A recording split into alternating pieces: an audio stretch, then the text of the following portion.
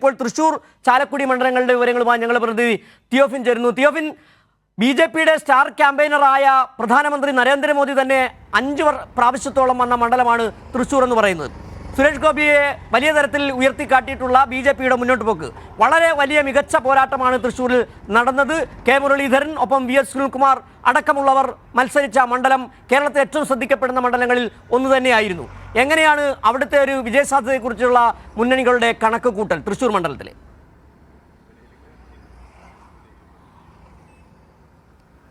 സിജു, മുന്നണികളെല്ലാം വലിയ വിജയ പ്രതീക്ഷയാണ് പങ്കുവയ്ക്കുന്നത്. പക്ഷേ ഇതിനൊരു തമാശ നമുക്കിതിനിടയിൽ പറയാനുള്ളത് ദേശീയ മാധ്യമങ്ങൾ കഴിഞ്ഞ ദിവസം പുറത്തുവിട്ട സർവേയിൽ പറഞ്ഞത് തൃശ്ശൂരിൽ ബി.ജെ.പി ജയിക്കുമെന്നാണ്. എന്തായാലും അത് ബി.ജെ.പിക്കാർക്ക് പോലും അതിശയമാണ്. കാരണം ഒരു ജയം തൃശ്ശൂരിലെ ബി.ജെ.പി നേതൃത്വം പോലും ഇവിടെ പ്രതീക്ഷ പങ്കുവയ്ക്കുമ്പോൾ പോലും അവരത് യഥാർത്ഥത്തിൽ അവർ പ്രതീക്ഷിക്കുന്നില്ല.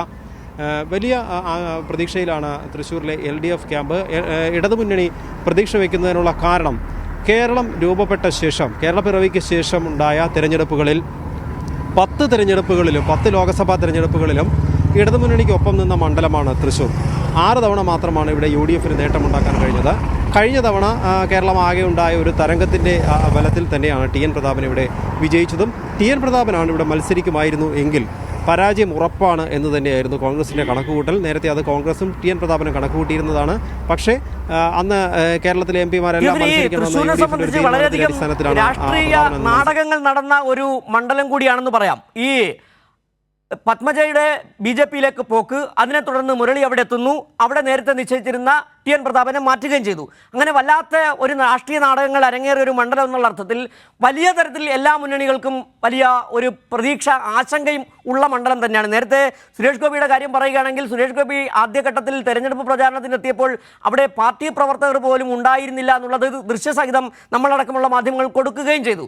അങ്ങനെ കഴിഞ്ഞ ദിവസം നമ്മുടെ റിപ്പോർട്ടർ വിജിൻ ഒരു ബി.ജെ.പി നേതാവിനോട് സംസാരിച്ചപ്പോൾ പറഞ്ഞത്, ഞങ്ങൾ പ്രതീക്ഷ അർപ്പിക്കുന്ന 3ാമത്തെ മണ്ഡലങ്ങളിൽ ഒന്ന് ആറ്റിങ്ങലാണെന്ന് പറയുമ്പോൾ മറ്റ് 2 മണ്ഡലങ്ങൾ ഏതാണെന്ന് വ്യക്തത ഞങ്ങൾക്കില്ലല്ലോ എന്നാണ് വിജിനോട് ബി.ജെ.പി നേതാക്കൾ തന്നെ ചോദിക്കുകയും ചെയ്ത സാഹചര്യത്തിൽ. അങ്ങനെ ഒരു വിശ്വാസം ബി.ജെ.പിക്കാർക്ക് തന്നെ ഇല്ലാത്ത സാഹചര്യത്തിലാണ് ഒരുപക്ഷെ എക്സിറ്റ് പോൾ ഫലങ്ങളടക്കം തൃശ്ശൂരിൽ ബി.ജെ.പി സ്ഥാനാർത്ഥിയുടെ വിജയം പ്രവചിക്കുകയും ചെയ്യുന്നത്. ഏതായാലും തൃശ്ശൂർ വലിയ ശ്രദ്ധയുള്ള ഒരു മണ്ഡലം തന്നെയാണ്. എങ്ങനെയാണ് അവിടെ മാറിമറിഞ്ഞ രാഷ്ട്രീയ സമവാക്യങ്ങൾ മുരളി തെരഞ്ഞെടുപ്പ് ചിത്രത്തിലേക്ക് എത്തുമ്പോൾ, പത്മജ ബി.ജെ.പിയിലേക്ക് പോകുമ്പോൾ എങ്ങനെയാണ് അവരുടെ ഒരു കണക്ക് കൂട്ടൽ നിലവിൽ ബി.ജെ.പിയുടെയും പ്രത്യേകിച്ച് ബി.ജെ.പിയുടെയും കോൺഗ്രസിൻ്റെയും?